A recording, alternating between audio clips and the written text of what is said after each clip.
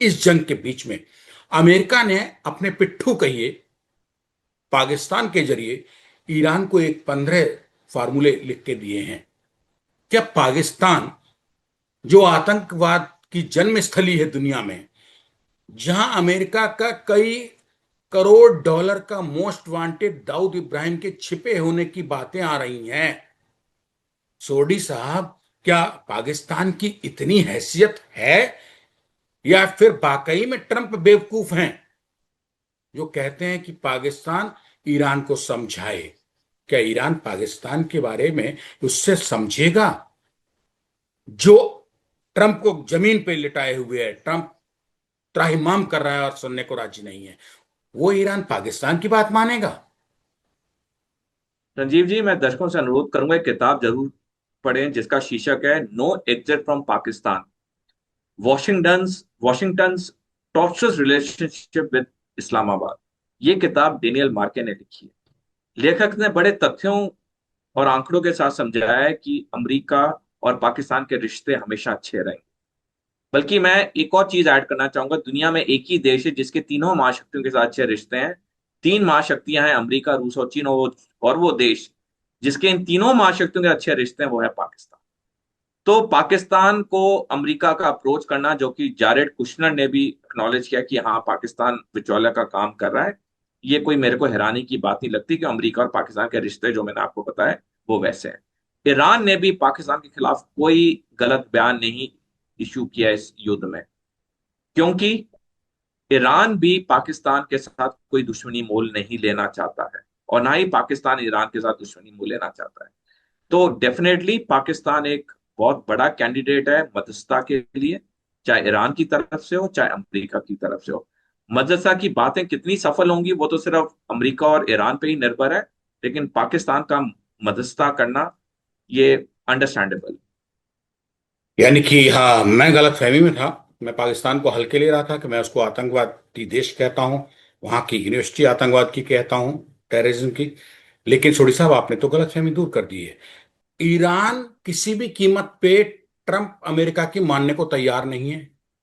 वो किसी भी कीमत पे समुद्री रास्ते खोलने को राजी नहीं है। अब ट्रंप ने एक नया शगुफा फेंका है, और वो है 50,000 यूएस आर्मी ट्रुप्स मैदान में उतारना, 200 अबव फाइटर जेट्स लाना, 2 एयरक्राफ्ट कैरियर और 1,000 कमांडो, या उससे भी ज्यादा हो सकती है, ये संख्या एक अनुमानित है। और ये सब वाकई में क्या इस्तेमाल करने की ईरान के ऊपर, ईरान की जमीन पे हिम्मत रखते हैं ट्रंप और अमेरिका और इसराइल?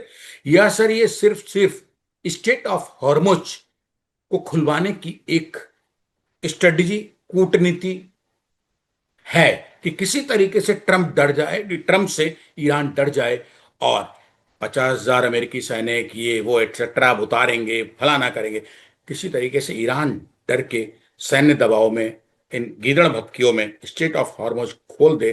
क्या ईरान पीछे हट जाएगा? और क्या ट्रंप की इतनी हैसियत है कि वो अपने जवानों को, आर्मी की, यूएस आर्मी की मिलिट्री अपनी जो है उसको जमीन पे उतार दे लड़ने के लिए सर, ईरान की? संजीव जी, अगर ट्रंप ने ये बेवकूफी की अपने सैनिक को ईरान की धरती पर उतारने के लिए, उनका इतना बुरा हश्र होगा कि ईरान उन सैनिकों को कीमे की तरह चुन चुन के काट काट के मारेगा। क्योंकि सैनिक पढ़ाई में बताया जाता है कि जब आप किसी पे हमला करते हो, मैदानी इलाके में अटैकर टू डिफेंडर रेशो 3:1 होता है और पहाड़ी इलाके में 9:1 होता है। ईरान की अधिकतम पहाड़ी इलाके हैं। ईरान की सेना की तादाद 10 लाख है।